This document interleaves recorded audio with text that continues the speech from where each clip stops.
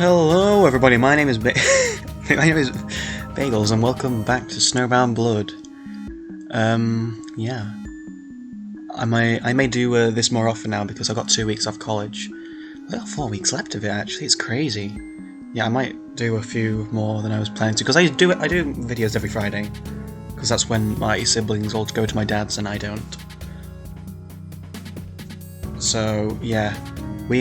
Today we are going to do Volume 3, and I will later do Volume 4, hopefully, if I can be asked. Oh, dog.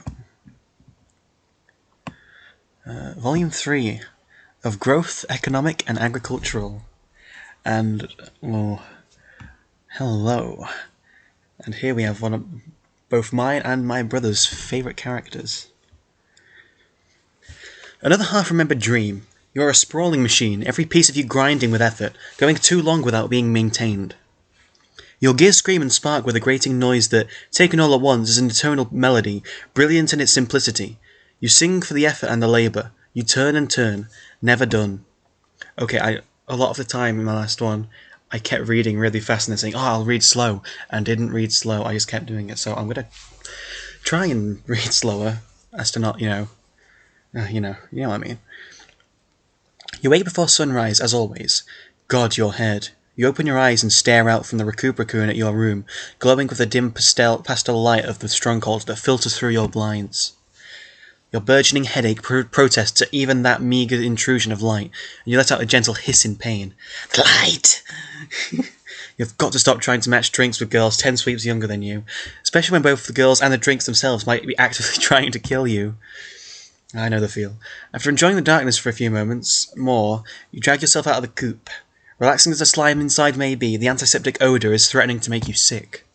You grab your ice screen and set it to scroll through the messages you received overnight, along with your usual automated news feeds, looking for any headlines related to the thefts.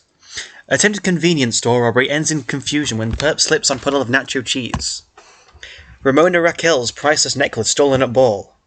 WrestleMania becomes Murder Mania 12 dead. Uh-oh. How far art thou, wench? You up? Been too long since we came to blows, don't thou think? Hit me on, girl, you know where I beeth. Okay, that last one wasn't a headline. Neither of the next 11, where her spelling gets even worse. Worseth. Oh, good heavens, you hate her for even making you think that.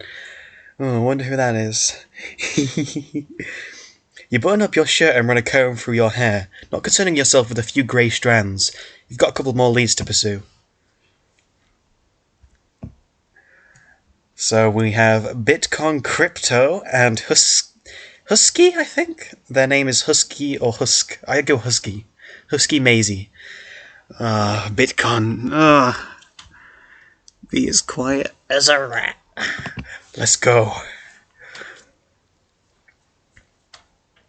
Your investigations yesterday didn't prove as fruitful as you'd hoped, so today you're going to try something different.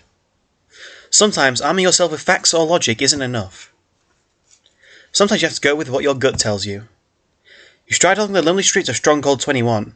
It's very late, the time roaming somewhere around the mid-negatives, but you are more than used to the setting by now. In fact, you prefer it.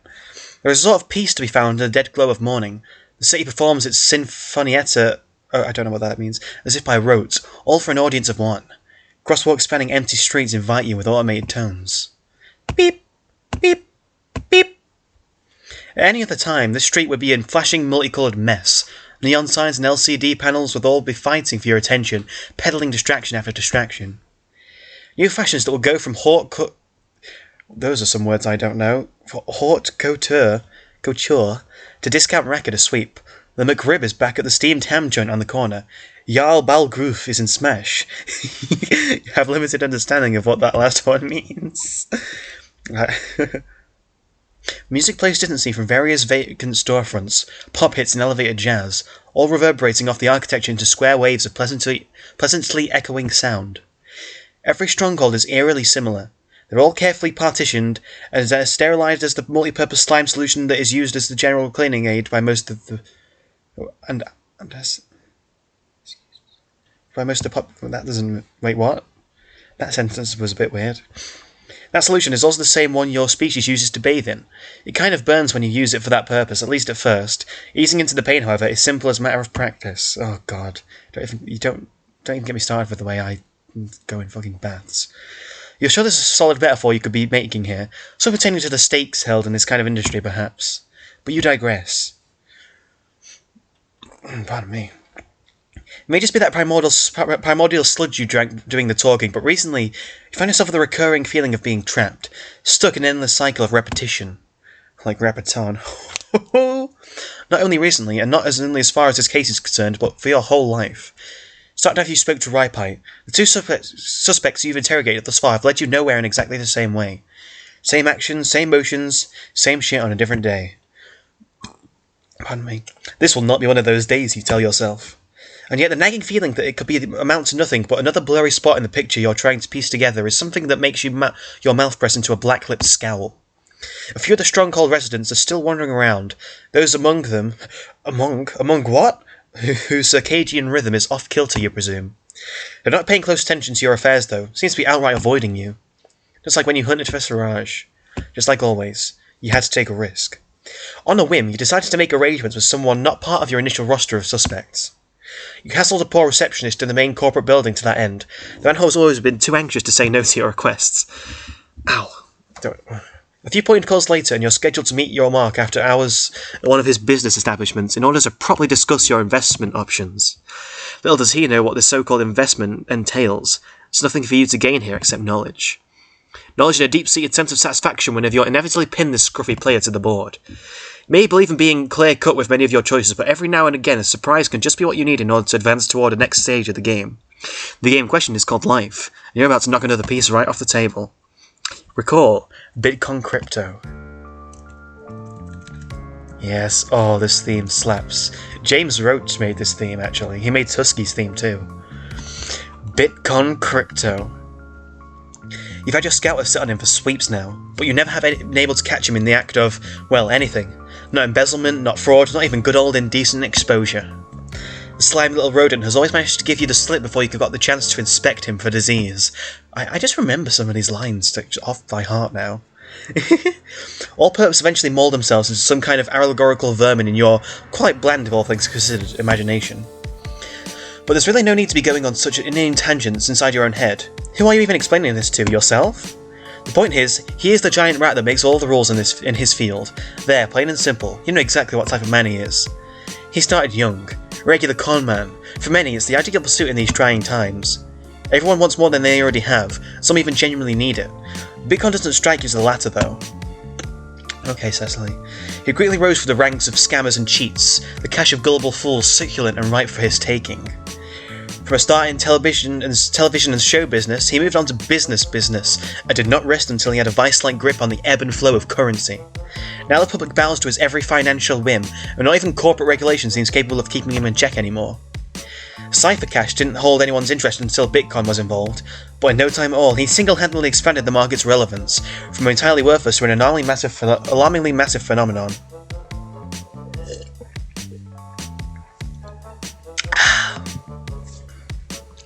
On the current existing 5,786 or so forms of analog tender, he has either personally crafted or otherwise popularised roughly a quarter of the total sum.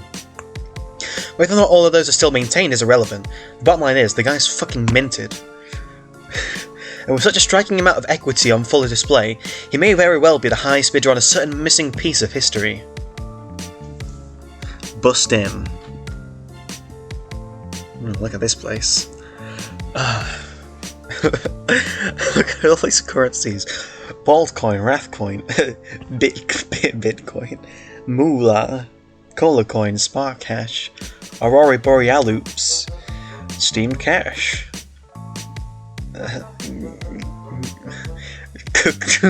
Ching. There's a turn-in one. Slime Wallet, definitely money. Not money, fun mun. All tender. Currency. Lust Coin, okay. P-Coin, Kakashi Coin, Loot Platinum Diamond. Bold Coin Diamond, Loot Platinum, that's it. Oh, and there's, yes, Lost Coin. What a loss for words there. You're so focused on recalling or aggressively not doing that, as the case may be, you didn't realise you were pushing through the revolving doors that led into the Stronghold 21 currency dome. It's not your favourite hunting ground for white-collar crime, but it's certainly the most bustling. And, just like clockwork, the noted trailblazers and easily sucker-alike scramble and close in at the slightest hint of fresh blood. Oh. Pardon me. Jeez. You can't make out any of the words these frantic two-piece suit types holler as you press forward. Pardon me, Jesus. The electronic ringing of the alarms, phones, and endless chatter have all coalesced into a singular wall of amorphous noise. It makes you grit your teeth. It makes me hold my breath, because I'm running out of breath already. Your head hurts. No matter, you already spotted your target. Pardon me. When he told you to search for a sign of excellence, you were fully prepared to engage in a mutual bout of falsified identity. Cryptic statements such as this usually precede these exchanges. The suggestion to meet at a non-covert location did leave you apprehensive, but as you said, you've hit a risk-taking mood lately. What you were not expecting was a bona fide electronic light show booth, sitting smack dab in the middle of the complex's main floor. Damn monstrosity is even complete with gaudy, headache-inducing, as seen on TV flashing signs. Sounds like a threat in the continued use of your weary eyes. You immediately start to regret this. You're sitting pretty behind his remarkably empty stand as you make your way to him, chin propped up on interlocked fingers. It's almost as if he laced an entire circle around himself with repellent. Here he is. What voice do I give bytcon? I'm trying to remember the last one I did when I read it. He definitely makes an impression. Incredibly fearless! This people is a true patron of our craft, as none of you dare leech from a master in the world unknown. Nah. No, I'm changing that. Not a chance. You prepare to deploy one of your famed rugged cuffs in order to draw his attention to you, as opposed to the non-existent audience he seems to be addressing at present. bytcon talks fast enough to cut that idea off before the phlegm has even had the chance to reach your pipes. Don't worry, I just like to brag. It keeps the weak-willed away. Welcome to the club! Ah yes, the club. Under your current fabricated persona, you concocted a cover story about wishing to join the ranks of his nasty little clique, bound together in the loose trappings of a frail economy as they are. Still, you feel a deep, soul-curdling revulsion at his words. You really do not care for the insinuation that bytcon and you are anything in the vicinity of peers. Cliques and clubs were never something you cared to involve yourself with, due to a simple fact. You like to win. On your own terms, by your own merit. You do quite simply despise this man. My name is bytcon Crypto. Surely you know me from my places such as our official... Well, for speaking a bit too fast there. Surely you know me from places such as our official phone line, and obviously my many adverts on television. You're Miss Anonymous? That's the name I've given you, yes. Blunt, I like that. It's very easy to formulate aliases in a world where names can range from perfectly serviceable to absolute gibberish. They're all inherently meaningless. Not to us. You typically tend to err on the side of an indistinct match of letters, something like a Zumbafug, for example, and it always works. It was a purely tactical measure to come up with something a little more stupid. After all, bytcon spends his time mentally diving into pools of worthless metal, certainly not the sharpest tool in the box. You're not the biggest fan of undercover gigs. With what's on the line, though, you will try your damnedest to seem as ignorant and non-threatening as possible, all in the name of your job, of course. Anonymous. I've been looking forward to our meeting of the minds. I'm afraid that my office isn't exactly in working order at the moment, but this place is far better suited towards newcomers and after-hours trade. Which, as those who are inserted into said trade know, is slang for prime time to meet big stupid trolls. Big stupid trolls who yearn for stupidly huge rewards! I could have done that there. So in the interest of your interest in being curt, let's not waste a moment more of your time with common courtesy. You seem to know exactly what you're about. We can get you started with the lower strings of tender. There's several light risk options you can deal with that haven't caught on yet. You never specified your price range, so I'm just going to assume it's you're broke. That's less than a problem here. No loops, no credit, no issue. New ideas? No risk. We can even hook you with a new Netcoin mental copyright stocking plan right away, easy peasy.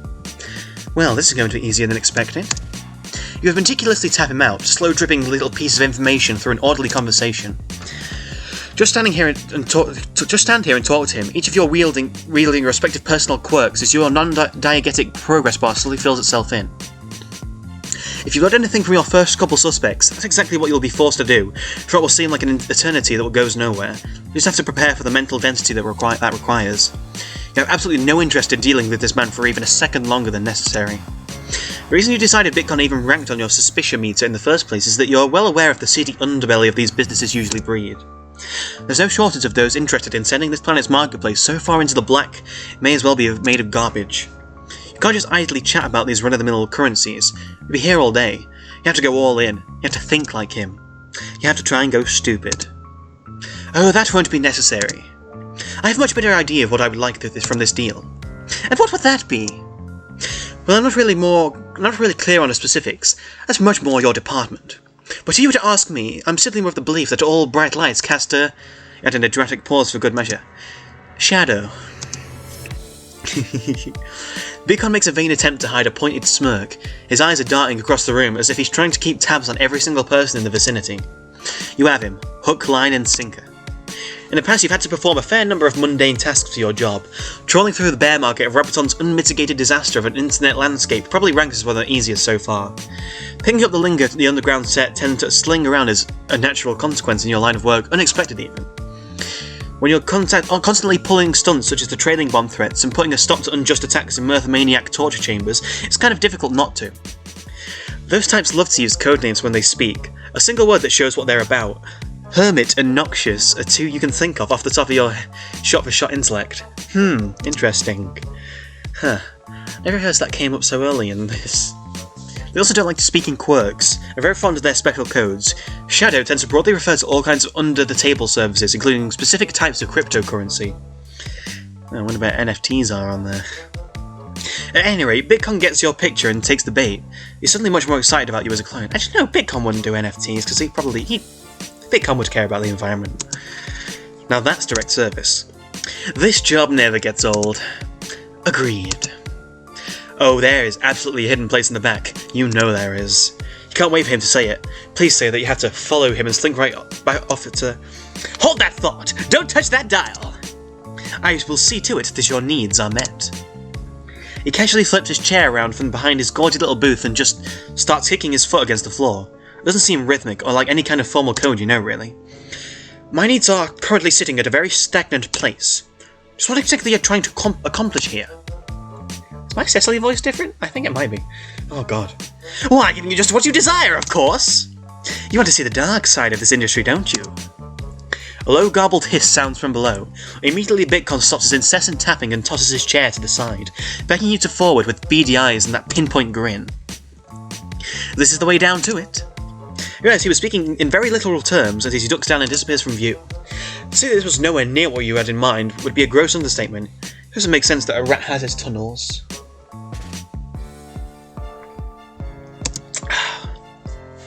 Also, you really need to stop with the rat comparisons. This guy doesn't even have rat looses on file. I think, if memory serves correctly, he's got like a giant praying a specific breed of praying mantis as a lusus. Apparently it's really nasty, so, yeah. You don't think you can help it on second thought. He just fits the bill way too well. You waste no time in tailing him. Apparently there is a sort of lock mechanism on this tile that springs open whenever a certain beat sequence is met. A relatively new security measure. The building was renovated recently, you recall. It doesn't seem to be a secret either. None of the couple hundred or so trolls in the lobby area pay any mind as you inspect the opening. Your hunch is that this leads into one of the underground structures formerly occupied by the age-old brooding caverns and war colonies, long since repurposed. You'd need permits to be sure, though. Luckily, you don't need any kind of permit to invite into the the lion's den. You have a special interrogation to start. A narrow, dimly lit chrome staircase leads you downwards as you slink off and close the tile behind you. Claustrophobia claws at you as soon as the hatch closes. You're forced to hunch just to keep your horns from scraping at the ceiling. Your only guiding lights are the murmur of surreptitious conversations and the dim bulbs lining the walls on the way down. Oh, jeez. Keep burping. Pardon me. Oh, that smells nasty. It smells like ready salted Pringles. A line started at the very end of the stairs slowly comes into view. What in the world are so many people even doing in this dinky, cramped corridor? They've just been waiting there for hours. This obnoxious chatter is way too loud for such a small space. You make your way to the end of the steps, finally catching sight of bytcon. It seems that he cut his way to the front of the room as you were busy contemplating the hall's poor design choices. It seems that he's also quite the star with this crowd. He's shaking hands left and right, throwing around practice smiles and making lively conversation about stocks with multiple people. He's completely ignoring you. You shoulder past a cluster of trolls to the sound of indignant grunts and exclamations. He's well into a tirade about convincing some soul-sided jack-off to shoot their overpriced luxury car into space by the time you reach him. You fix him with a glare. He simply grins at you. Bytcon adjusts his tie, which is to say, makes it look even more haphazardly tossed around his neck, and motions toward a discreet entrance you hadn't noticed until now. Pardon me, I'm so sorry. At least I have manners. Yeah, his tie is a fucking nightmare. He doesn't wait for you to follow him before spinning in on his heels and entering the room. The line scooches to the side for you. They seem much less enthused about your presence than they were his, probably out of jealousy for your VIP treatment, rugged looks and charming personality. That or it's just the fact that outsiders tend to be looked down upon by any sort of close-knit community. Really, it's either or. You don't particularly care about the specifics when you are this far into the search for a lead.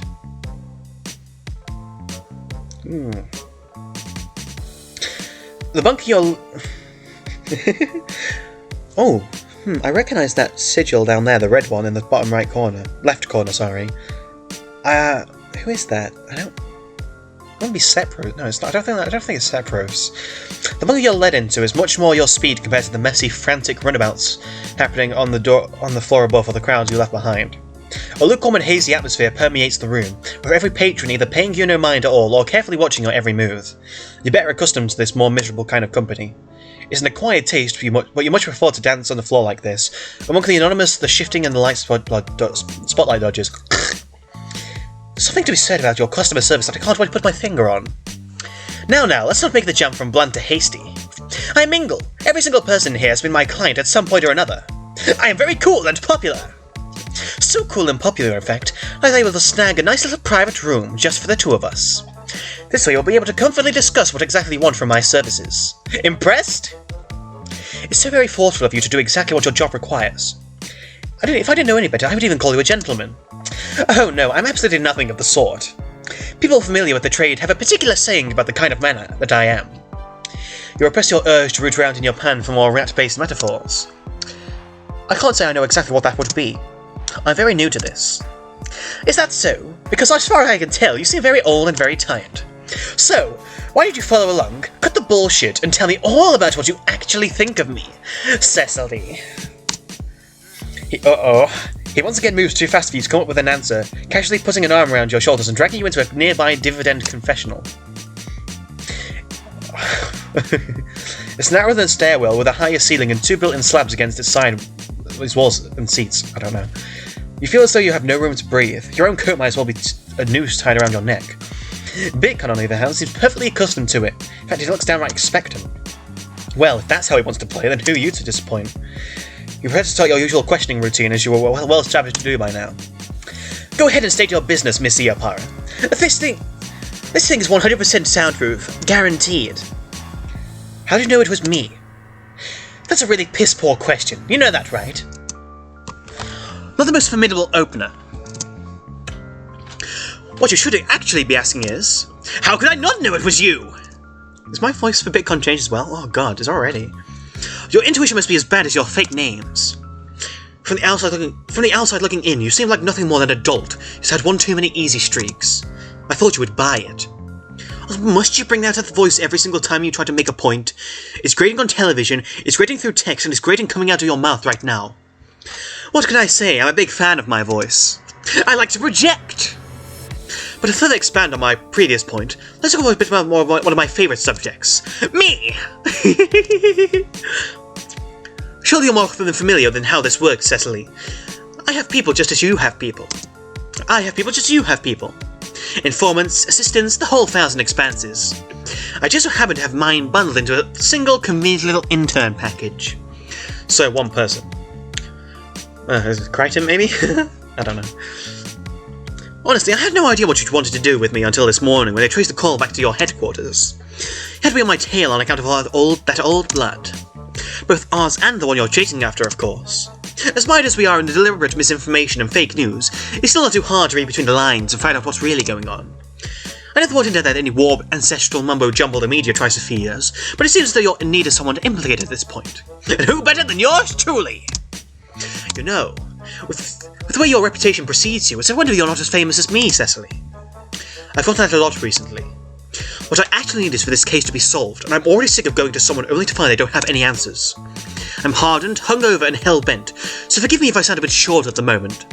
It seems like you've been waiting for me to make a move, even though I could never catch you before. If you wanted to speak with me so badly, you could have spared us both the trouble and done so by now. I would have been happy to either take you in or watch the blood drip from your chest.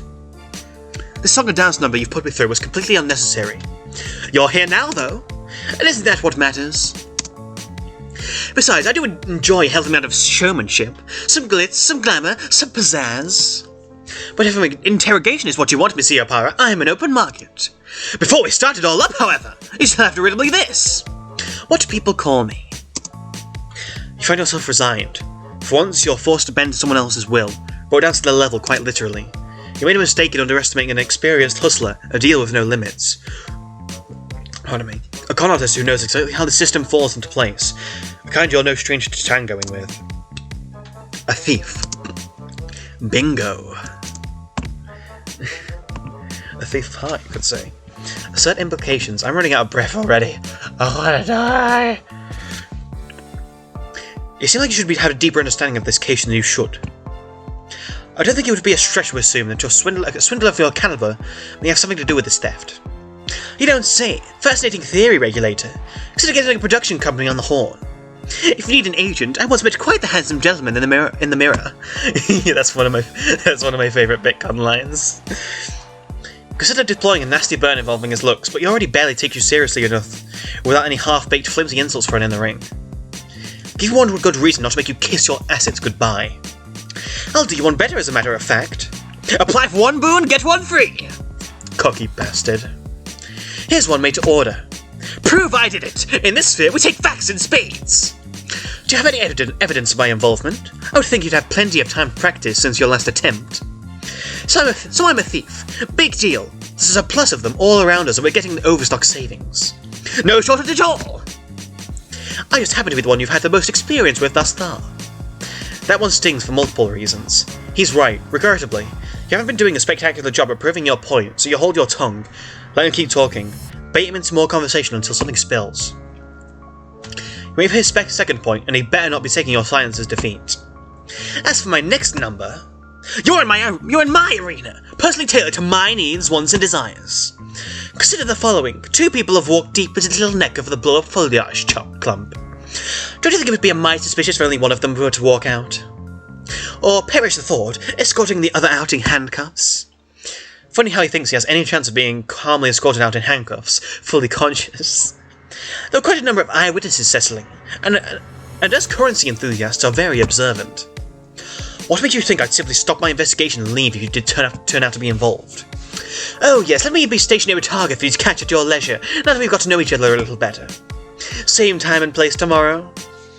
Sounds lovely. Every word you say makes me want to more enthusiastic about the prospect of driving a blade into your chest. While Ace's mouth can only be described as a parody of genuine amusement, it might have been convincing if you weren't dedicated to detecting minor behavioural quirks. Yeah, there is a lot more to bytcon than what we know. He's not just some, sly businessman. We'll see more of that later, in later volumes. If you're done stroking your ego...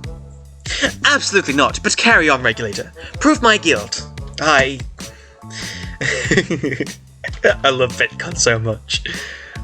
I literally just want a giant cardboard cutout of bytcon and just place it in my room somewhere. It's hard to admit that you're only here because of a gut feeling, but you know for a fact that he'll be able to deflect any woolly evidence you attempt to pull over his eyes. On the subject of eyes, you swear the longer you stare at his striped suit, the more your internal matrix treats it as some sort of optical illusion. Ugh. That's what I thought. Need I remind you that I've been chasing you for some time, bytcon? Do you think I can only take you in for charges relating to this case? See, I think my Cecily voice is different because I'm out of breath. It's coming out different. I can't get the voice out. Oh, you couldn't keep me out of the picture if you tried. Those are very bold words coming from someone whose continued existence you don't care for in the slightest. Okay, I'm sorry. I'm gonna be right back. I need a fucking drink. Back. Just a really weird burp and I struggle to get it out.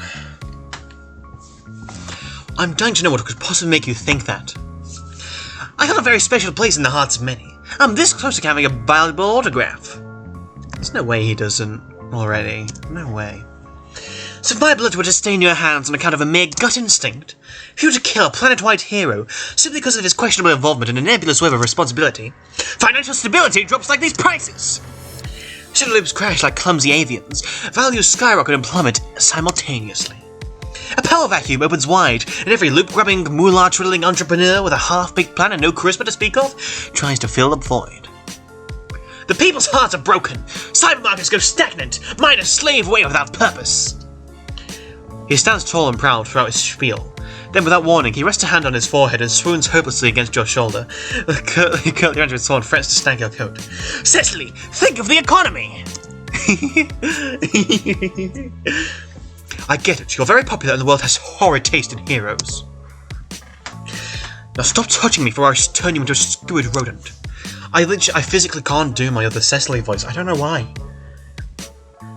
It just comes out with some weird, like, breath, like, I don't know what's wrong with me.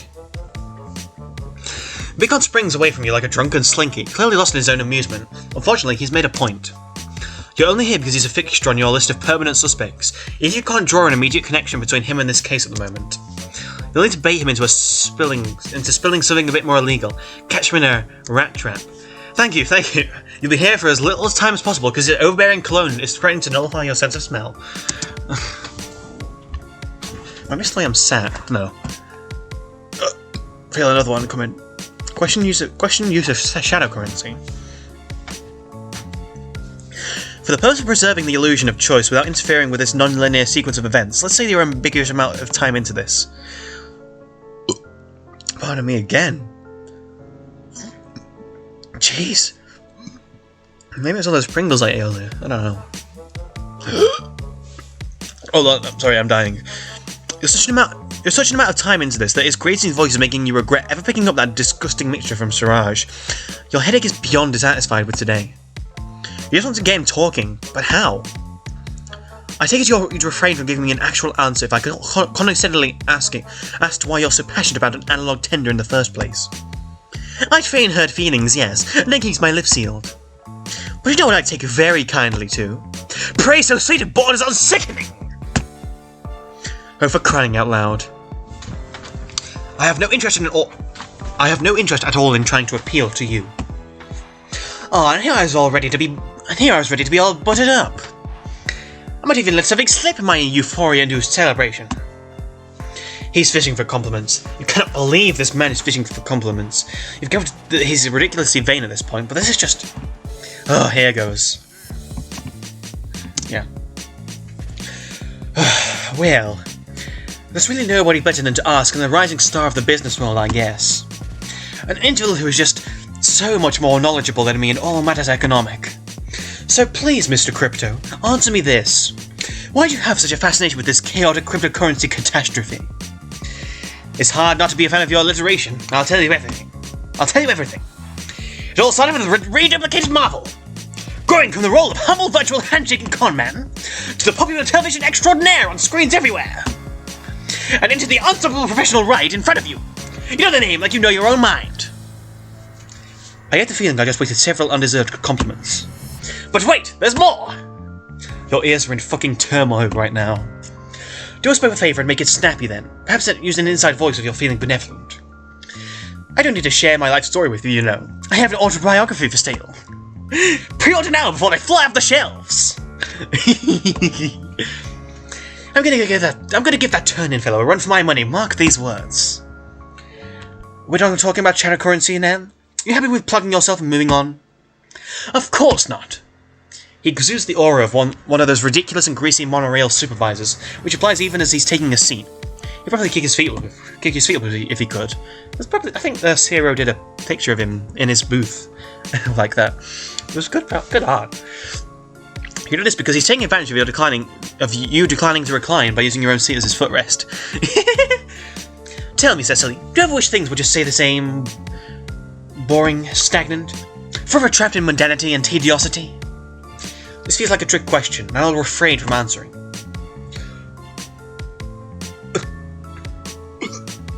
Pardon me again. Oh, please, who could possibly feel alive if every day was exactly the same? It would be torture. The worst possible outcome. Don't let that happen to you. There's a lull in his little speech. They're starting to get away from you, but you can't help being a bit curious when this man, of all people, seems to be getting into a bout of intense contemplative navel-gazing. He's been thinking for too long, though. He let out a non-committal hum of interest to kick him into gear again. Something thrilling about always being kept on your toes, isn't there? Nothing quite like an adrenaline rush to remind you that you're making the most of life. The adrenaline of walking the tightrope of a terribly unstable system, which threatens to implode on itself at any moment. That's really annoying me, my Cecily voice. I can't do it. I can't do it. It won't let, my throat won't let me. Let me have another sip of water, hold on.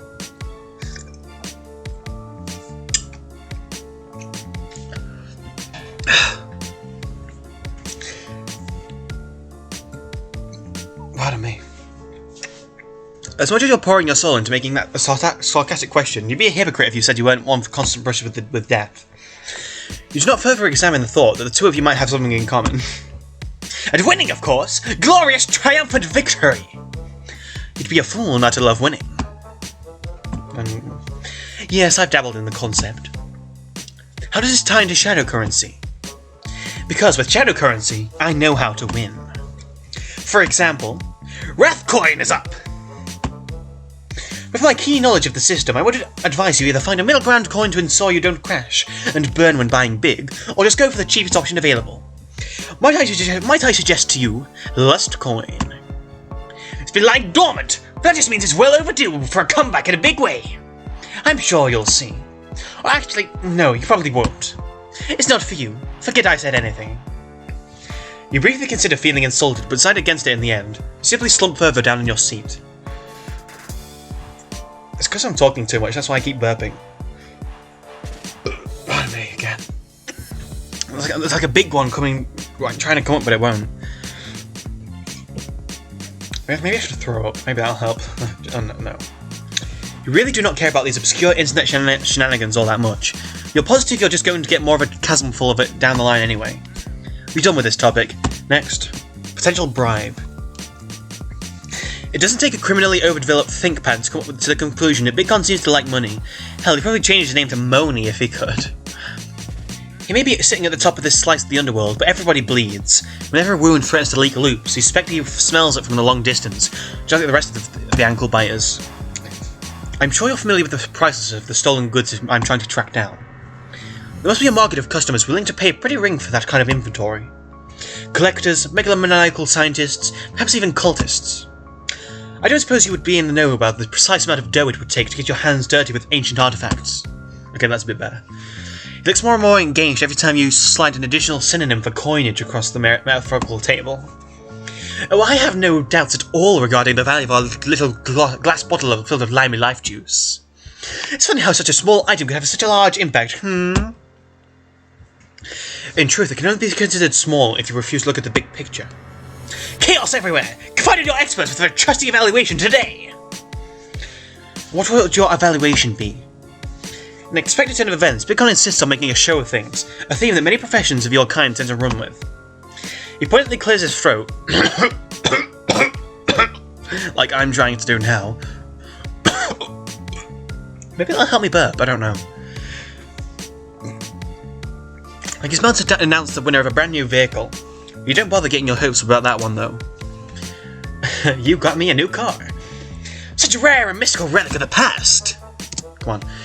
Maybe doubted at first, especially by sensible individuals such as myself. But if people got a whiff of Schmorprit's involvement, the richest troll on the planet! 50,000 contenders, one champion to rule them all! Hiccuped in the middle of that. I am, of course, speaking in hypotheticals only, as someone who has had no previous interaction with the item in question. Oh God, I'm hiccuping now. Pardon me. I'm dying in the middle of my video. And also, and I'm hiccuping. God damn it. And also someone who could sell a single shoelace for $1,000 on a bad day. Excellent, you've established a potential motive. And mostly besides, would swindle a preschool grub out of a cracker for fun, that is. Interesting. Pardon me. Because I think there's a very real possibility you could have paid a much smaller fee for the collection of an item market is significantly less important. Taking advantage of the thick cloud of mystery and obscurity surrounding something all but non-existent in the eyes of the public.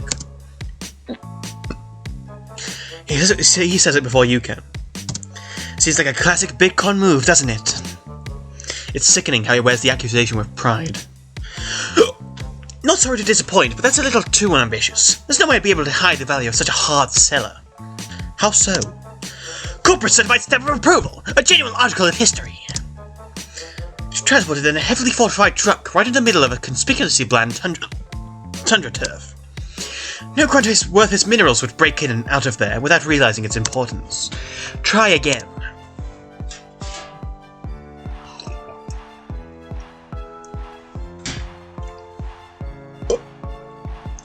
I do not feel well. Pardon me, burping and hiccuping. Seems like you're incapable of flexing your finest accusatory muscles right now. You just can't ever win the draw for a clueless moron when you need it, can you?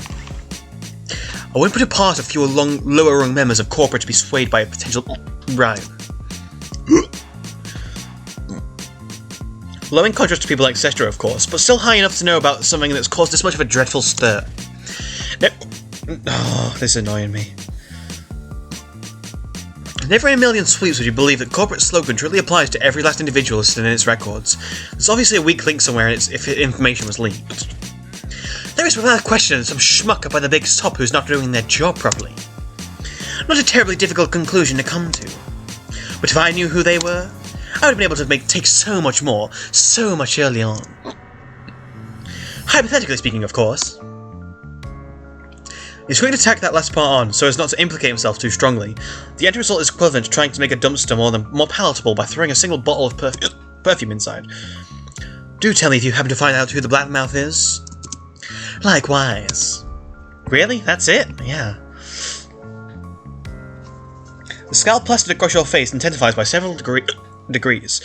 Again there is silence, and again there is bytcon, staring at you with unbridled eagerness. Alas, both your time and mental capacity have been exhausted. Another telltale grin, that same goddamn smile, every single time sends out a clear message. You've lost. Nothing else? No comments? No quips? Japes? Jests? Jabs? Otherwise irrelevant quarrels? Good. His head rasps against the side of the box you've both spent the better third of a route in, and the door automatically raises open. You sit there and continue to say nothing, and numbness spreads through your body. bytcon seems confused for a brief moment, but shrugs it off easily enough. Imagine disregarding the motions of others is business as usual for him. Is it, Cecily? Well, bytcon is much deeper. I'm pretty sure most of this, him, coming off as his pride, it is kind of, him, but it's also him, putting on a show, having his little bout of fun.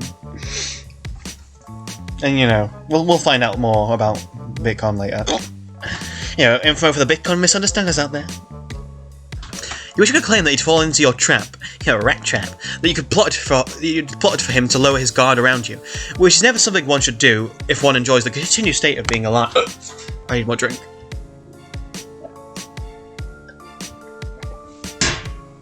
And that's the last of water.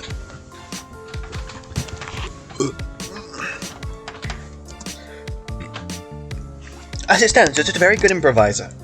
You see it turned back in a split-second decision, launch yourself out of the confessional like a bat out of hell. Oh god. Uh-oh. I just fucking headbutted the back of my wall. Oh god. Your fencing hand is quick on the draw. In one swift motion, bytcon has a very sharp edge pressing against his neck. I did it again. I need a pillow. I don't care for your pathetic excuses anymore. I want an airtight, legitimate alibi right now. Unless you want to become intimately acquainted with the smell of fresh cerulean blood mixed in with that foul cologne of yours. Unsurprisingly, this catches the attention of all the other patrons around you. Can I just punch myself? Will that help me stop hiccuping? Slightly more surprisingly, every last one of them draws their weapon from their respective strike specified and aim concerning a variety of lethal tools of the trade your way. Downright shocking is how bytcon doesn't so much as tense his shoulders. Proserpina extracts a solitary thin blue droplet from his throat, and yet he stares at you unfazed. I think he is actually a bit phased, he's just really good at hiding it. He doesn't simply believe it, he knows he has the support of every last person in here. Your ears become the ragged breathing of someone who sounds very loyal and very trigger happy. See, Sestro, your hearing is completely untouched, don't worry about it. I think, okay, I do have some criticism of this route. It doesn't really convey that well that bytcon is, you know, a bit phased. Like, you know, he does kind of like over exaggerate the that side of his personality, if you know what I mean. But you know, nothing's perfect. You try your best to hold on to your professional composure, but bytcon's smiling like he just saw you throw a temper tantrum. Well.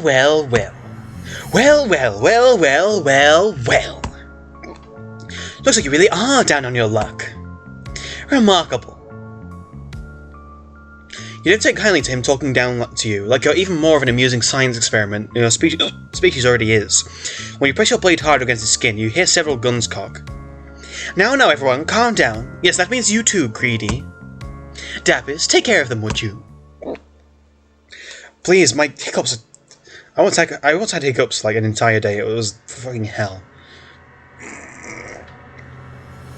All he has to do is wave a hand dismissively and the entire mob grows complacent. They just forced to concede this round and lighten up just a little bit. Only a bit. Again. Let me just breathe for a second, then come with me. Come with me. We'll get you your orderly documents. It won't take too long. I know how much you value your time. You have no idea what he's talking about. More code, probably. As much as you try to justify it, you can't bring yourself to turn him down. Not when he's this thoroughly embarrassed. Not when he thoroughly embarrassed you like this. You sheath your rapier as he motions for you to resume your roll on his tail. Don't say rat tail. Do not say rat tail. He's going to guide you past the crowd and around the corner of the room. Oh, he's leading you into a supplies closet now. Great. All the space of the confessional with an added smell of janitorial duties. Olga's turning Kai book. The door clicks shut and his voice hushes significantly. I'm starting to like this closet a little more. Alright, you want an alibi? Fine, I'll give you an alibi. It's not like I'm actually guilty. I have hobbies, passions, things to do outside of causing a ruckus downtown. Here's his turn for a dramatic pause. You patiently wait for him to continue. You see, on the night of the incident, I was with the boys. Oh, the boys. You don't know why he's looking at you like you're supposed to know who the boys are. He cannot possibly be serious about resting his case on that sentence alone. The boys? You must be wondering about our killer team name. Not really. I came over them while I was waiting for them on a bout of steamed hams. I knew we had to have an excellent name, for the sake of regaling our tails to outsiders, you see. But it was a damn conundrum at the time. As soon as I saw them approach, though, I stood up and said, "What's up, boys?" And then the entire restaurant cheered. Everybody went absolutely insane. It's like the liberation of an oppressed group somewhere. I'm pretty sure I got a medal if I recall correctly. It's been a while.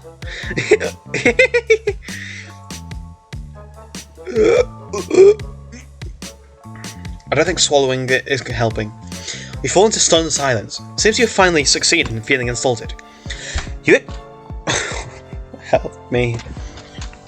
I'm definitely going to take a break after this volume so I stop fucking hiccuping. You expect me to take you at your word, just like that? You genuinely expect me to let you off the chain because you got some fucking slop with a few friends? This is bullshit! Ah, yes. But it's good bullshit! Your incredible tale doesn't even remotely give you an alibi. You could have still dipped your toes into the deep end of an organised burglary earlier. How would I possibly be expected to trust you? Don't take my word for it. Here's a message from our trusted sponsor. His trusted sponsor is apparently a slip of a paper advertising one Endari Veneer whimsy and horoscopes. I know you can't take me at my word. I'm well aware of what my reputation does for me on that front. That's why I'm passing you along to one of the boys. And Dari can vouch for me, we're very close. And also this, for good luck. This is for good luck. What he hands you next is a small photograph of himself. It's signed on the back. In it, he has the exact same expression he's giving you right now in the flesh.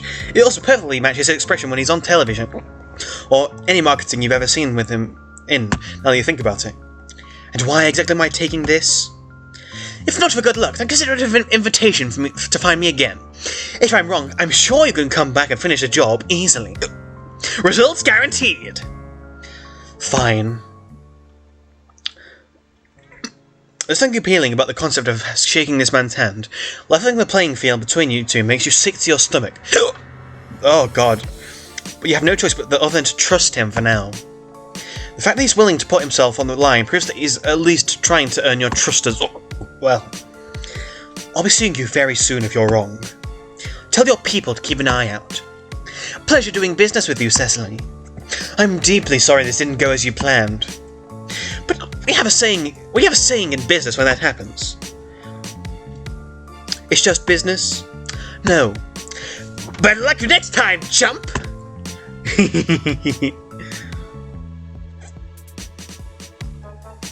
Whoa, this is a different setting than earlier. Oh. It's a decently lengthy trip outside of the currency dome, which you use as a chance to think. You always ruminate when you have to walk, and right now, you're thinking, fuck today. You start to feel less hungover, but even more like an absolute buffoon. You completely fail to dupe an exasperating customer. Pardon me, an exasperating customer, and he gave you nothing useful to boot. Just like the last time, as you feared. You have nothing to show for any of this other than the. You have nothing to show for any of this other than the faint whisper that lead ended in a closed-off alley to the sound of laughing audience pointedly directing at your catastrophic failure. Go with your intuition alone was a mistake. Sometimes a gut feeling really is just a feeling. You shouldn't have taken it upon yourself. Simply assume you were right. You got hasty and you got impatient, bordering on incompetent, and that's not you. You make a promise to yourself. You need to be better. You will be better. You're getting results starting tomorrow.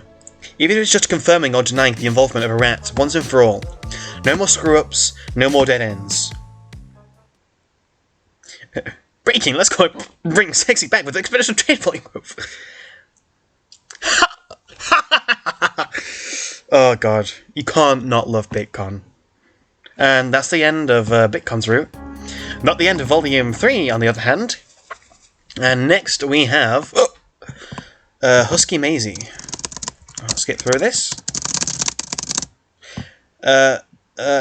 Yeah. Corn person. However, I will take a break. So, hiccups. I will see y'all in like half an hour or something. Okay, I'm back. I don't know how long it's been, I don't care. I've got a nice Werther's original. A nice butter candy. So, yeah. I think my voice has gotten okay. My hiccups have stopped, which is good. We are now going to go to Husky Maisie at Idyllic Acres. Don't trust anyone. That's what Hamithi told you. You've heard nothing new from her or Sestro. Nothing new from the mysterious voice in your ear either. But you've still got that ominous tip, and Heckrix is crazy if she thinks you'll just ignore it. Idyllic Acres, +2111. 2 days. Listen close. Your 2 days are up, and the time is fast approaching. You decide to pay the Idyllic Acres a visit. He had an archivist back at the office, terrified of you, always useful in an asset, put together a file in the place. There wasn't much at hand on the regulatory, as it happened. Mostly second-hand internal accounts. Nothing well known, only rumours. File that provides corn for various uses. High-quality product, proprietor's reclusive. Weekly pickup takes boxes and leaves loops. Travellers have reported chanting at night. The voices of children. Uh-oh. Spooky. Things are only spooky when there's something to hide. Want to cover up a smuggling operation? Start wearing robes and singing ominously at dusk, and trolls who are more superstitious will give you a wide berth. A what? It's hard to blame them, really. Cults have been getting unusual as of late. Oh. There is nothing a chief regulator fears to tread, however. Nowhere. You repeat this to yourself as you squelch your boot in a sticky puddle by accident while crossing the street to your motorbike. Fearlessly. The walls of the stronghold, pristine white on the inside, colourfully graffitied on the out, give way to authorised exurbs. The exurbs give way to the sprawling shanties. Finally, the slums give out too, and not a single beggar or burnout is to be seen on the lonely road. You head south from the urban sprawl and out into a boundless expanse of farmland. It's the corn. It takes an endless amount of crops to satisfy public demand for processed food, and even more endless hectares on which to grow them. Most of the newer fields have no buildings or troll presence at all, and are worked on only by prototype CO-branded drones, all shiny white plastic, perfectly parabolic curves. It all has been a rather slow and arduous affair, despite Himothy's relentless insistence on efficiency. Cetera has been reluctant as ever, and not without good reason. Further automation putting already impoverished labourers out of work altogether could turn very nasty, very, very efficiently indeed. Turn nasty, very, very, oh yeah. That's how it always is between them.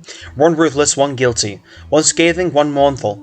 An Ouroboros of angst and paranoia, acting, then regretting. Breaking, then rebuilding. Sowing, then reaping, you think, as a lonely red barn peeks out from between the cornfields and rolling hills you've navigated for the past few hours. It's pretty well hidden all the way out here. Uh-oh, laptop. Shit. I didn't even have it off charge. Okay, my laptop might crash, so I might have to be back. Okay, never mind, false alarm. My laptop usually crashes like as soon as the battery gets low. And it's at 24%, so yeah. It's pretty well hidden, already read that. The blurry forms of small figures scramble on the horizon, so they're being marshalled into the barn one by one. Looks like they spied you first. Oh, jeez. The inside of my mouth tastes horrible, I need to brush my teeth. Oh well, so much for the element of surprise.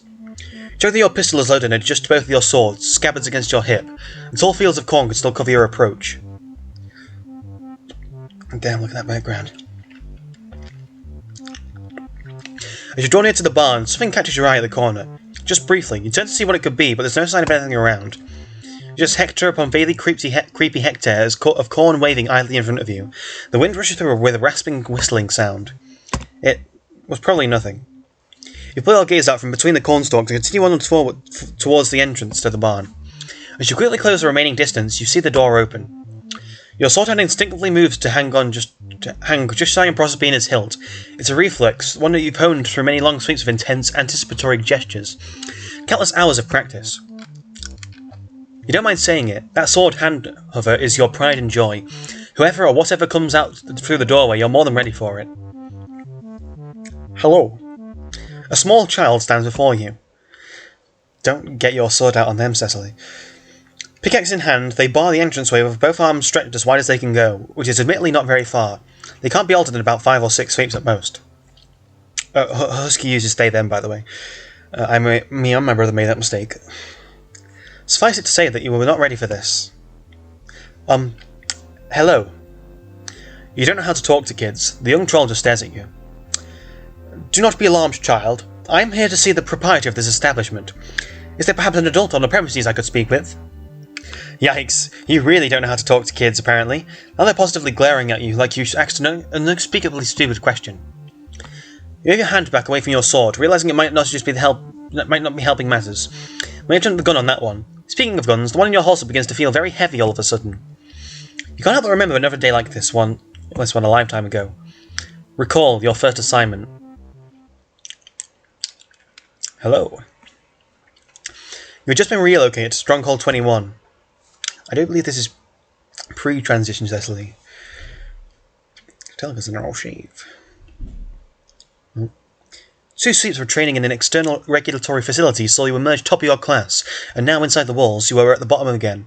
But you didn't mind. You lived for it. At that point you had a great deal more superiors than you do now, and none of them were as good as Sestro or Homifi. Your first assignment was on one which had been puzzling them for a while, which didn't say much. A long string of petty thefts had been going on the inside of the walls for about a sweep. Nothing of substantial monetary value was being taken, though. What went missing was bread. It was like clockwork.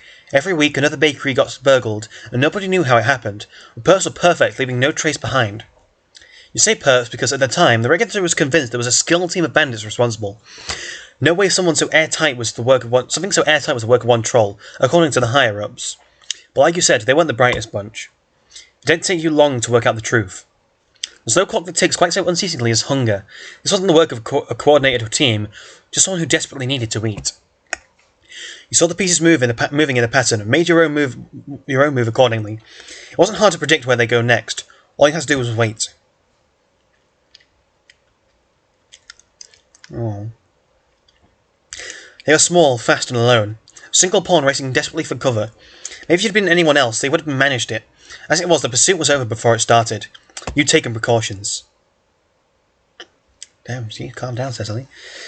Your trap was sprung, and you had the culprit right where you wanted. You drew your sword. But the light of the moons caught her face for the first time.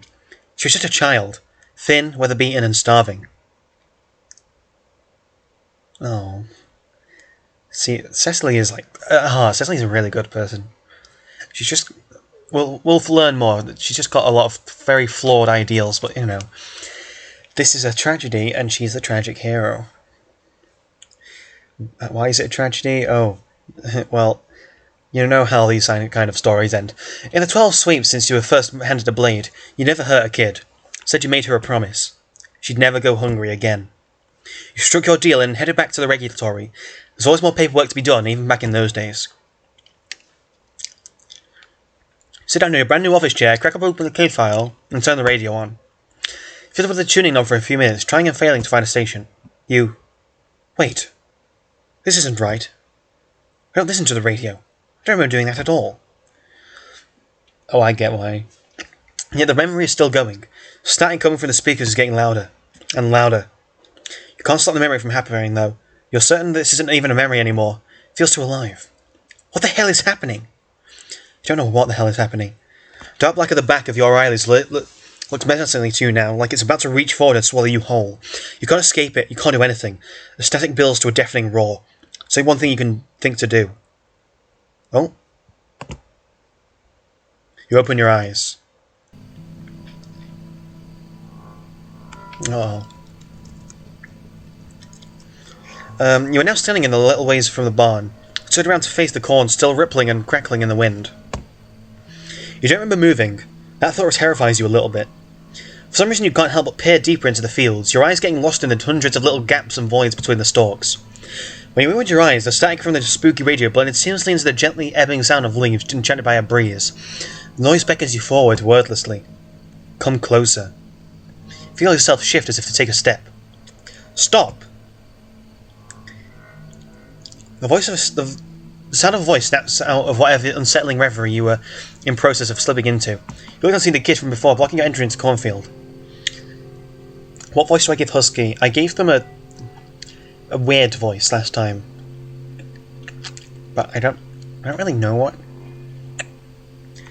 Can I do a good kid voice? I don't know. Let me think. You mustn't go in there. You can hear it, can't you? The voice in the field. The calls without words. The whispers. And the space between. That's basically the voice I did last time, but you know what? Whatever. You look back up to the field sprawling out in front of you. You find yourself at a loss for words, which is really quite something for someone of your verbosity. Usually when something bugs you, you'll regurgitate half a thesaurus at the slightest provocation. But now you don't know what to say at all. You look to and fro between the empty eyes of the child in your way in the darkness, threaded through the stalk, tugging at the corners of your eyes. You can hear it. I can see it. In your eyes. Looking up at you intently, examining your face with a gaze that is no less impactful for seeming to have no substance at all. I haven't met an adult who could hear it before. After considering things for a few moments more, they hold out one hand, businesslike, offering to shake. Seeing that hand, some very enthusiastic shakes ensue. Their words punctuate the motion, placid yet pointed. My name is Husky Maisie. Welcome to the cornfields. Although again, that's not a welcome for you to go into the field itself. It's actually very important that you don't do that, for your own safety. The cornfields is just what we call this place, on account of all the corn and stuff.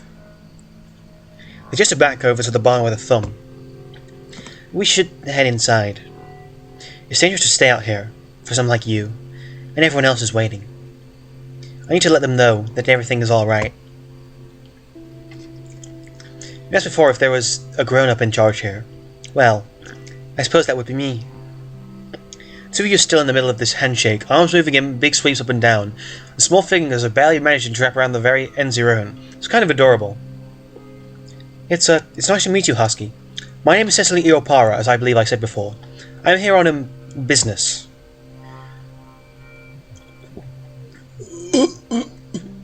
Pardon me. Quadruple burp. Principal. The wind swinging pendulum, the wild swinging pendulum of your joined arms is making you a little queasy again. So you extricate yourself from Husky's grip as politely as possible. You coughed to clear your head as much as your throat. I was summoned here by someone. It wasn't you, was it? No. I'm not in the habit of summoning people. You put a strange emphasis on the word people in that sentence. Something else has brought you here. Maybe it's the voice in the field. Or a different voice altogether. You're gonna go with a different voice altogether. Something tells you that your unknown caller is an inscrutable entity capable of warping reality itself. He just sounds like a bit of a douchebag. Well, let's not get carried away here. Husky didn't say anything about reality bending or nothing. Maybe you're reading too much into things. Yeah, that's almost certainly what's going on here. White noise.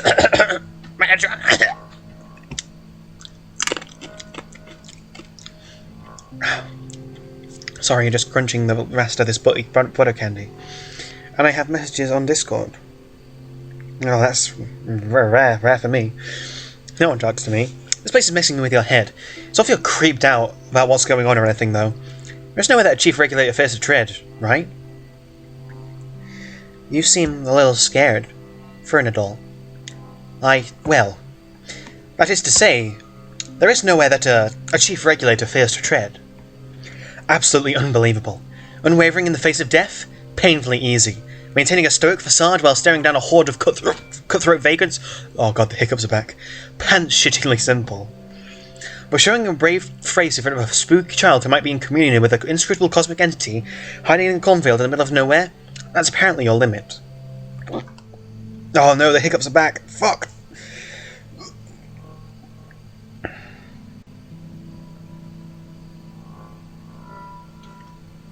Oh.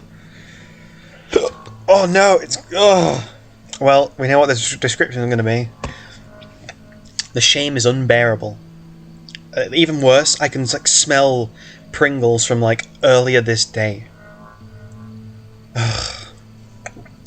I don't think that's a lie. Even though you might be scared here, if there is nowhere, that you fear to tread. Perhaps you fear treading nowhere. And if there's a place that could be called nowhere, and I think that this might be it. People in the city sometimes come here, and they see nothing. Because let's be real, there's basically nothing here. But at the same time, they don't see the nothing. They don't look at it. They don't hear it. And so this place, which is not a place, means nothing to them. But I see something. In between the stalks, I feel something that pulls in each strand of corn silk. In each kernel, there's a smaller part of a whole bigger than me, bigger than all of us. And that whole is also a hole, an empty space that lies between, that allows things to grow. And as for the humble corn cob, we share its bounty, we drink of its syrup, and eat of its flesh, and find our troubles but a husk in the wind. The face assumes a plaintive, almost mournful expression. You think? You're having a bit of a hard time reading this, kid, if you're honest. Where did that soliloquy even come from, anyway? The way their voice lilts up and down, sometimes dying away and sometimes rushing forwards, reminds you a lot of Sestro in a way. It's the voice of someone who's used to speaking to a crowd. Or maybe a congregation. Something about their words relaxes you. A particular peaceful panacea. You feel some of the anxiousness, though you would never call it that, slip away into the dirt. It's all going to be alright. You can always count on Cecily Iopara to keep her head when those around her are losing theirs, especially when she's usually responsible for removing them in the first place. More importantly, you can count on Cecily Iopara because she's you. Yes, you are Cecily Iopara. Momentary lapse of the recollective perfection be damned, you're still the same person as ever. Whatever happened to you a little while ago is most definitely, absolutely, categorically nothing to worry about. I think the hiccup stopped again, thank God. The burps haven't, though. Husky patiently waits out this brief moment of personal affirmation, standing halfway through the now completely open barn door with a bemused expression on their face. They shake their head, tutting themselves for a moment as they say, "T, adults. T, adults." They show you inside. Yeah,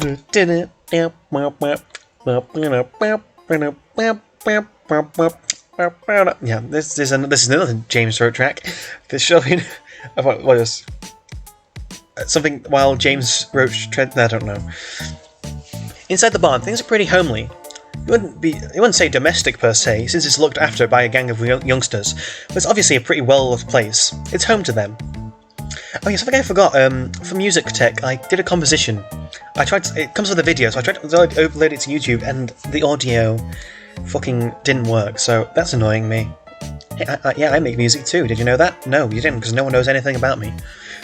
No one understands me. There are about 20 kids nervously huddled upstairs, peeking from above to watch you as you enter with Husky. They call up to them. "It's alright, everyone. There's no danger. This very tall lady has heard the call of the field. She'll be visiting for a little while, until she is called away." Alright, you never did get around to explaining why exactly you're here. Oh, I just noticed there's a lot of interesting symbols around, isn't there? One of them is very familiar to people who have read Vastera. You don't suppose it matters all that much. It might take too much time to get into, especially with kids. You give kind of a shy little wave to some of the brave ones who are showing their faces. One of the girls waved back, but a nervous-looking kid ducks back out of sight, quick as a flash. Makes you feel a bit peculiar, sad even. That thing you cut an imposing shadow was actually part of what got you this job. Your silhouette was pitted against those of several other intimidating interviewees, came out the clear winner. You don't think that you scare people unnecessarily though, especially children. Well, it's not their fault. So rather than navel-gaze any further, you take the chance to have a little look around at the inside of this barn. There's a huge amount of supplies and provisions in here, and over in the distance.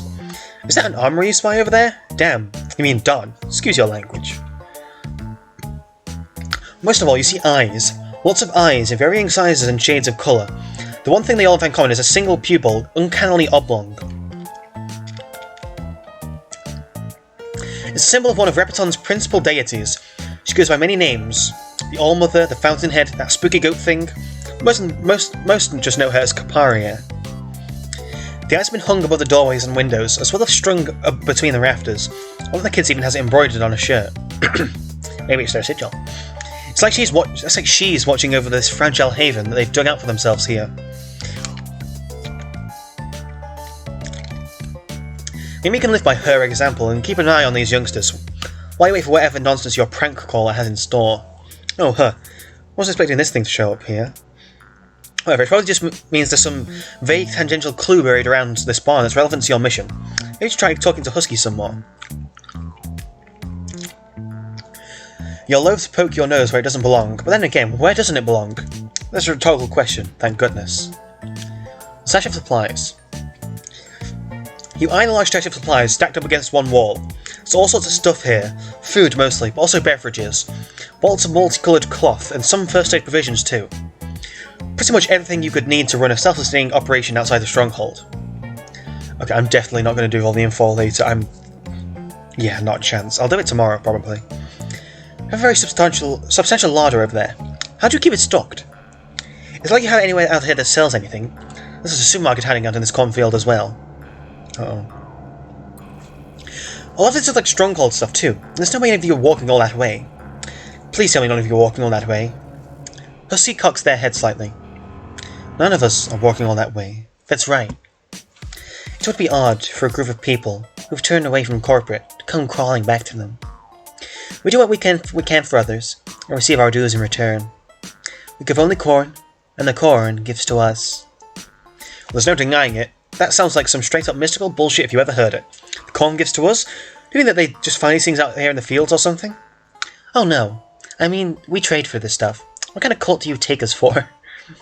Every week, when the trucks come, we strike a deal. They bring money, but that is mostly just to hide the truth. When everything needs to play out, in terms of loots and bans.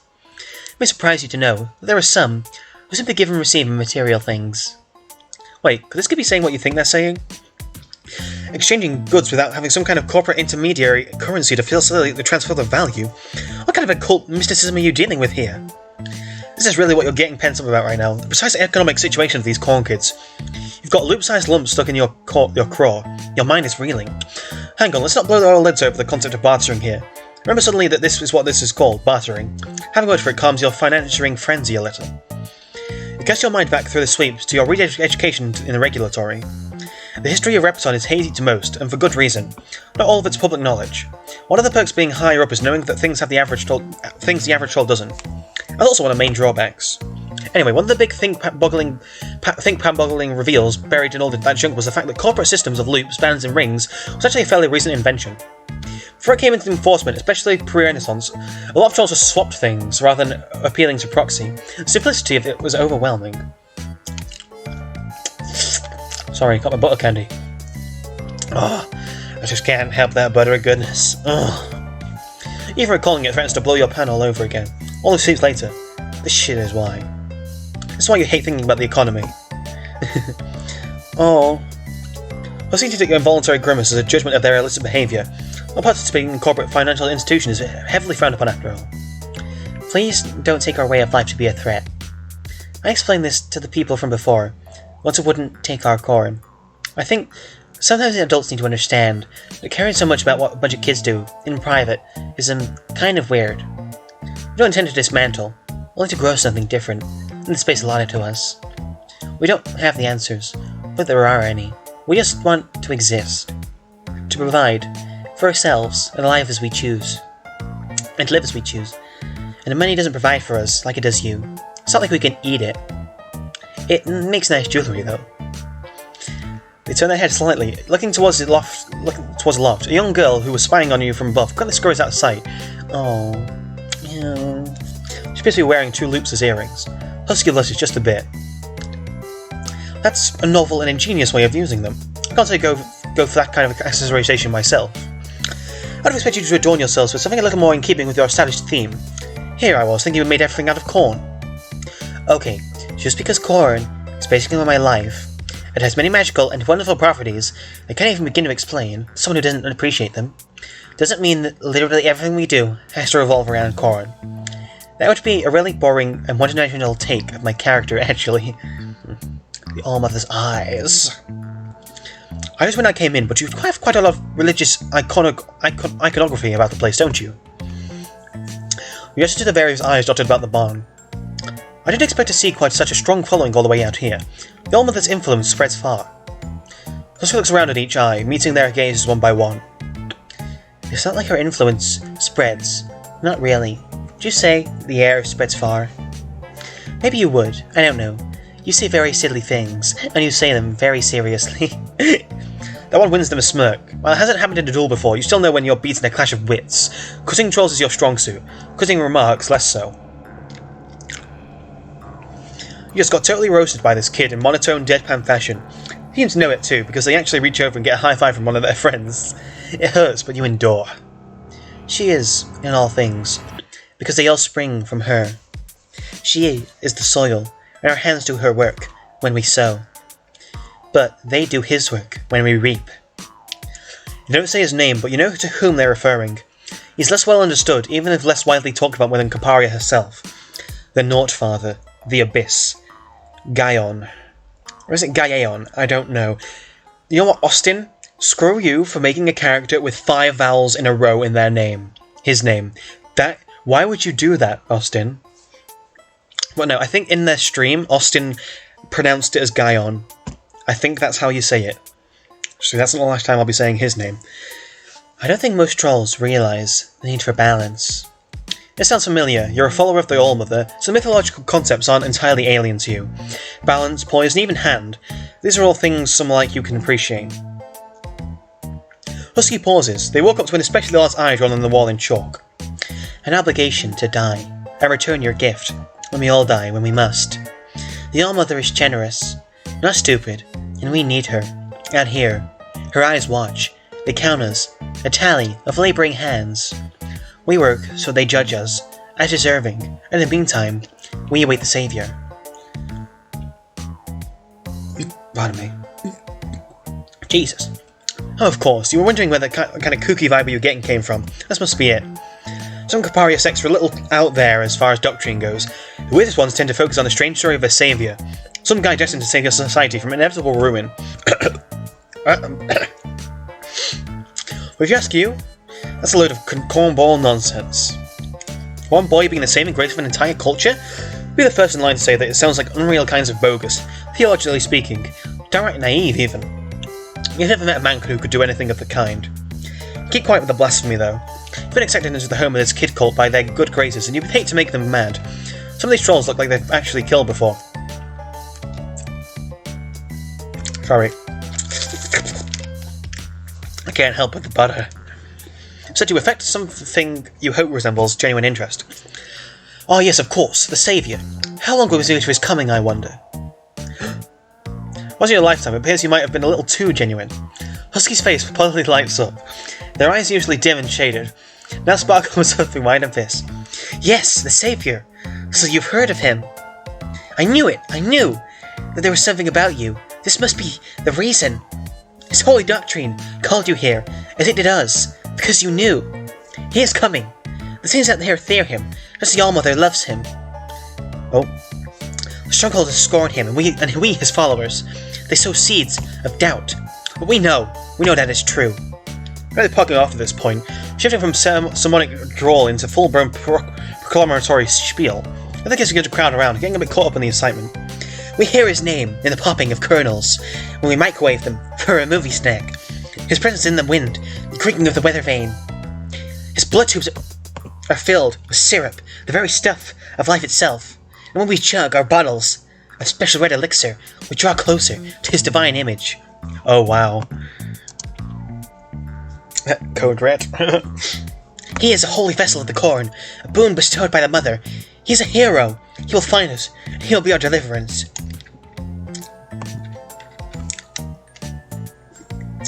They reach the apex of their religious rant in triumph, and the 20 pairs of expectant evangelical preteens eyes swivel to face you all at once. Better proselytize and fest. Yes. Who could possibly doubt such an incontrovertible evidence as to our Saviour's existence, when even the breeze and branch proclaim him?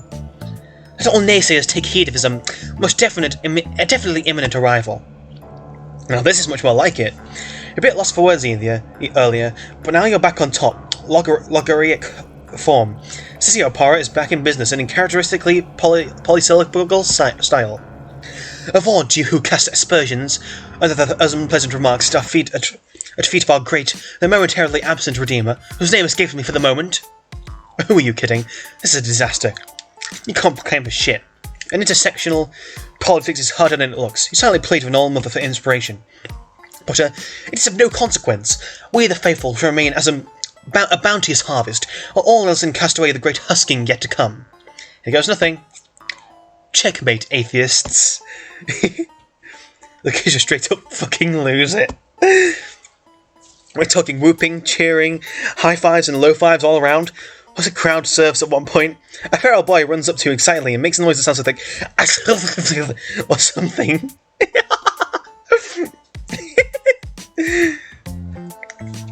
Energy you've dished out is like manna for these kids. Who knew that affirming their core religious beliefs would get them so excited? It's nice to feel like you've been a positive influence. Amongst the revelry, it's not hard to feel a twinge of guilt when being entirely honest with them. You don't like lying, partly because you're just unfathomably bad at it. But you're a person of authority. It's important that you give it to people straight. Maybe it's okay to bend the truth a bit for these kids, though, if it makes them happy. After all, they may be utterly deluded, evangelizing fanatics, but then, what do you know, really? Yeah, what do you know, Cecily? You're talking shit. Husky sees your brow furrowed in pained deliberation and seems to take it as a sign of discomfort caused by all the attention. The urge to take to calm kids to settle down for a moment. After all, they all head back to what they were doing earlier. The weapons on the walls. We are almost done. For tonight. Tonight, I'm in love with you. Tonight. I wonder if I took a picture of that with a Kodak. Just kidding. You look over to one of the far walls where the dull glint of metal is drawing your attention. Scythes, pitchforks, shovels, a lot of this is corporate issue weaponry. Kinda gets handed to a kid once they're fresh out of school and they're ready to face the world on their own. Or not, as it often turns out. It's widely known that none of them make particularly effective weapons, though. In fact, it's basically one of the most long-standing in-jokes your culture has. It's not like anyone's going to be cleaving an aggressor in half with a weenie to your scythe anytime soon. Haha. Well, if you've read Vastera, what are you? You're talking shit. I'm sorry, I was going to say something, but I'm sorry. But these kids have stockpiled all their strikes while they got lumped to create this miniature arsenal, but they're not going to be winning any fights with this pile of garbage. That weaponry you have stockpiled over there is quite a collection. However, I don't think it's going to be much of the use should we ever have to defend this place. It's almost painful to look at on account of how decidedly unpainful these specimens tend to be in practice. If you're in need of some more comprehensive armaments, then I could make some arrangements for you. Come on, Cecily. You're giving weapons to children? You might not fight children, but that doesn't mean other people have the same ethical qualms. Almost nobody does. The least you can do is make sure they can defend themselves properly. Husky looks at you with a confused expression. Their eyes flick between you and the makeshift armory several times before glancing down towards your sword. Ah, those. They are not weapons. Honestly, it's a little worrying that you would think that. Well, I suppose I get why you grown-ups are all so alike. They sigh, looking a little disappointed. It's true that these things were given to us. It's used for bad things, like hurting. That's why a lot of us ran away. We didn't want to hurt anyone. It's true, if bad things were to happen to us, but maybe we weren't able to stop it, using them. We were not good at fighting. Most of us don't want to be, and I think that's okay. It's not the point of living, I don't think. Aww. Husky needs a hug. That's 20 barnyard friends. It may not be a point, but you think to yourself, but sometimes it's the only way you can keep on living at all. But you're not about to derail things, though. This important monologue with such meaningless pedantry out loud. Doing it in your own head is bad enough as it is. When we came here, we learned that the things which had scared us, the things we thought were evil and scary, could have a different purpose, be used in new ways. We don't like to call them weapons. To us, they're tools. A scythe is pretty bad at splitting flesh, but it is very handy for harvesting the corn. A shovel might be useful for herding, but it's even more useful for tilling the soil, for planting seeds. Once again, there's something about the quiet tone of their voice that echoes deep in your chest as they say their piece. You don't know why, but part of you knows that there's some great potential hidden behind them words, an inscrutable force biding its time, waiting like a shoot in soil. Who knows what this kid might grow into when they're older? You mutter a quick prayer toward the All-Mother in the hope that yes, they will grow older. It's unlike you. You're going soft. Like this kid's words out of microwaves, washing over the corn cob of your subconscious. Sorry. Did you say something? Was it the good grace to rescue us from all from this simile? It might be feral farm child, but at least they have enough manners to know a little quagmire when they spot it. They're not feral. It does nothing. Please continue. Look at you with that oddly piercing gaze. We don't need weapons because we already have the only one we need. You said before that we appear suspicious because we hide out here. I know it's suspicious to hide, but anyone can do it. We hide in the cornfields as you hide in your fortress. Hiding is just a tool, same as your sword, or our scythes and tills. Secrets be used to do bad things. But you keep secrets. I don't know why you're here, and that's okay. It's an interesting way of putting it. Maybe the unknown is kind of like a field, you think. Fertile ground for things to take root, full of the fecundity, or fecund, I don't know what that word is, of the unfathomable. Come on, I'm an English student. Okay, even you have to admit that was pretty pretentious. Maybe you've been around these farmers for a bit too long. Your thoughts are already starting to become a little corny already. Ho ho! You like your final insight increment without much fanfare. That's weird. You're not even really sure what the purpose of the meeting was serving here. It just showed up like usual, without any input from you. It means your vibe's playing up. F4 worries you a lot. You've had this thing a long time. You don't know what you do without it. Whatever, it's nothing. The thing is old, and things only get old when they're built to endure. You don't think even a landmine could destroy this thing. A little glitch is hardly cause for concern. Your conversation with Husky has reached a natural lull, though, and absent of any other questions, they decide to go in and check with their friends. Most of the other kids swarm them, looking at them with bright eyes filled with admiration. Maybe they can't believe that someone had the guts to talk to a big, scary adult. Maybe they all see the same thing that you do. The Husky Maisie has something special about them. An aura of anticipation, one that spreads throughout the space they inhabit and the people nearby. Perhaps the other kids see those distant, searching eyes, empty and yet full of something indescribable, and yet can't help but follow their gaze. Or maybe you think, as Husky lifts one of the younger kids up on their shoulders for a ride, maybe they're simply a good friend. Maybe sometimes that's all you need to see the goodness in everything. Hey now, no use getting all sentimental out here. I didn't ask for your protection or your feelings. Sometimes you need to learn when to leave people alone. But you can't help it. There's nothing here worth protecting, you think. People like these are the sort that, underneath it all, you took this job in order to help. It's good to remind you of that when you can, even though you will never forget anything. If you're to lose that, then maybe you lose yourself? The thought to take a dive from worrying emotionality into patent existentialism, with all the grace of a dead cornfowl falling off a building. It hits the sidewalk with a painfully allegorical thud. That thudding noise coming from outside the barn. Such a piece like something dropping out of the sky and crashing into the ground hard. Uh-oh, I know what that is. Tiny boy who's keeping a lookout races into the barn in a panic.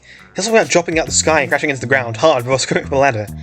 Spring to your feet, sword hand flying to Proserpina's hill as you check the time on your overhead. +2 111. Just like the voice said, looks like your playtime in the cornfield is over. Frightened by the noise, the rest of the kids all scramble frantically up into the loft and speed into little cubby holes, hiding with lightning speed. It's like they've been prepared for something like this. In the mad dash for cover, Husky's eyes meet yours. They blaze bright with something akin to anger for a moment, before cooling into something else. They nod shakily. You're going outside to see what it is. I do say here, in case of something. I don't know what exactly They hide their face beneath the wide brim of their hat. Their voice is trembling. I can't leave. In that moment you realise your mistake. Husky's still a child, despite the wisdom beyond their sweeps. In fact, maybe even saying that is doing them a disservice.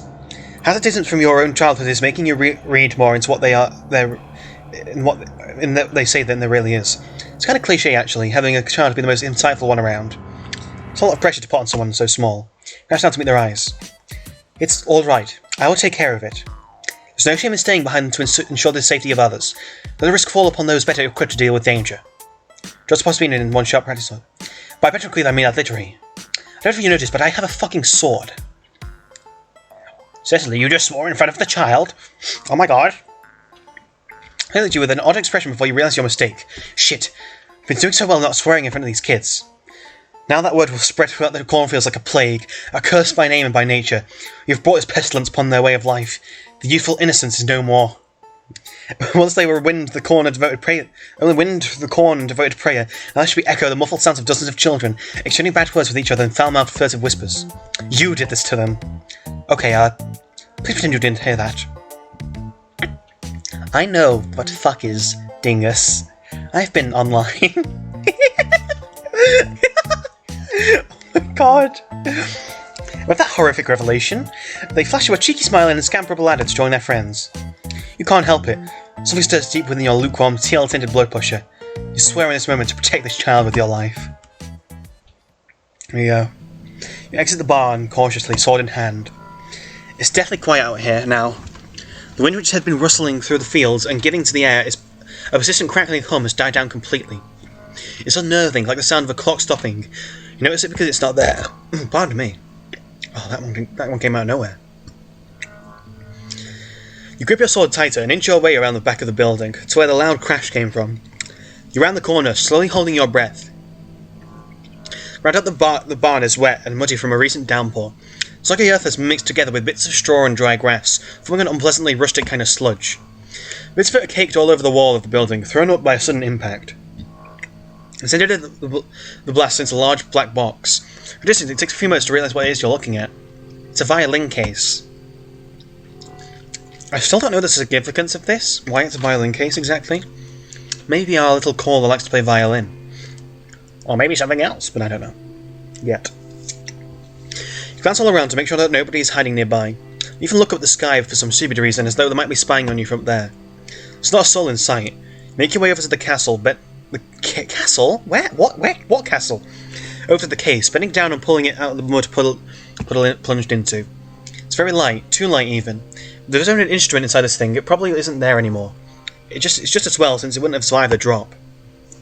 You wipe away the bit of slime from the lid, and the pop clasps open on the front. It isn't locked. Hey yo, the pizza here. Open it. Inside, the case is lined with a rather garnished red velvet. As you thought, there's no violin or here. But it looks like anything at all. It's empty. So it appears. As you open the lid of the way, a mechanism inside the hinge makes a click. In an instant, you dart away from the case, fearing the worst. You should have known there was some kind of trap involved. The explosion you saw in your mind's eye doesn't come. Instead, you hear a voice. A familiar voice. Having fun, Cecily? I thought you might enjoy a little frolic through the cornfields while you still have a chance. Before our game really gets going, I mean. You should well treasure your memories here in the days ahead. I hope you made sure to listen closely. The voice pauses as if inviting a response. I always do. Why did you direct me here? One of the good things about this game is you get to choose whether or not to continue. I haven't seen anything from you yet that would convince me to keep playing. The voice is silent for a moment and then chimes in again. This message is pre-recorded, so your witty response was as worthless as the farmland on which you currently stand.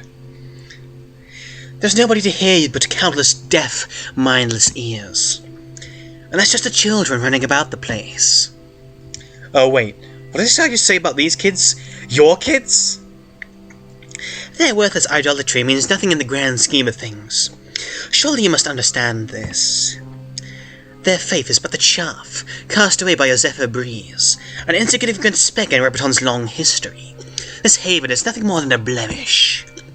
The voice spits the words out as if it resents the effort, oozing malignance and superciliousness in equal measure.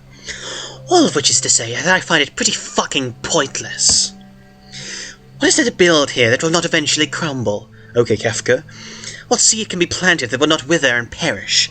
What life can exist without succumbing to ever-encroaching death? Surely you must agree with me, Cecily. Surely you of all people must see it too.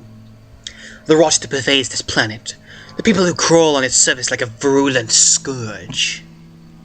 That's your job, isn't it? To weed out the infestation. You bite back the urge to snap at this imbecile. It's insufferable having to listen to the crap this guy is spewing. Bullshit like this wouldn't even make good fertilizer. Don't worry, I won't keep you much longer, lapdog. I've had my fun for now. Before you leave these savages behind, you should check this case a little more thoroughly. There's a little gift I'd like you to have. I know what it looks like, but please, don't take it as a threat. Merely a warning from one player to another, or perhaps a suggestion, so your skills might be better suited. After all, secrets can only keep you safe when you keep your secrets safe. The final rasping word of this monotonous diatribe fades out, the recorded message mercifully at an end. The wind starts up through the corn again, seemingly to carry out the whisper over the hills and fields beyond. Safe. Safe. Hissing, spitting, crackling like a static at the end of a tape. So the leaves and the stalks themselves are mocking the idea. Whatever. What does a bunch of plants know about anything? You're furious. Couldn't admit it to yourself while he was talking, but something about what the voice said got under your skin in the worst way. So dismissive, so uncaring. Haven't ever reminded you too much of yourself. Most of all, it made you afraid for Husky and their friends. The life they made for themselves out here.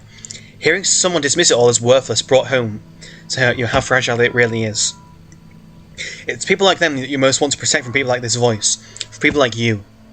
I'm thinking in a burst of frustration, you lift Proserpina high above the case and stab down at the open violin case. Put all your weight behind the motion, going for the kill. The blade plunges effortlessly through the velvet fabric, puncturing the padding and the board underneath before breaking through the rigid exterior and down into the soil in one last satisfying push. You try not to think about how alike to flesh and bone it feels. You try not to think about how much you enjoyed it because of that. Ugh, you hate to admit it, but the voice was right about one thing. Though your sword might not be, what you're doing right now is rather pointless. You took Proserpina back out of the body of the case, racing one foot against the rim. Whole felt interior, board and all, comes out with the blade. Whoops. Something else comes up out of the hollow shell along with it. A small square bit of card that someone must have hidden underneath. You pull it off and get a closer look at it. A blurry figure looks out from an even blurrier photograph. It looks like it was taken at a distance, secretly. Bibi's standing atop a cliff, wearing some kind of helmet. The legs are bandaged. Your sword pierced them, straight through the sternum. Pierced her. Because you recognise this girl, you realise. This photograph shouldn't exist, but it does. She should be a secret, but she isn't. Hear the voice's warning loud and clear. She's been found. Orica Roust is in danger. Uh-oh. And that, my friends, we'll learn who that is in Volume 4. What's the volume called again? Yeah. Husky and bytcon were great. bytcon is probably one of my favourite characters in all of Vastera, really. But, yeah, Husky's good too.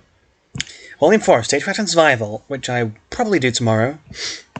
And we have all these other volumes. I can't wait to get to Volume 8. Oh my. Ooh, that's a voice I'm going to enjoy doing.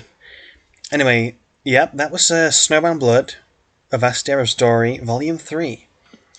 And I shall see you all tomorrow. Thank you everybody so much for watching.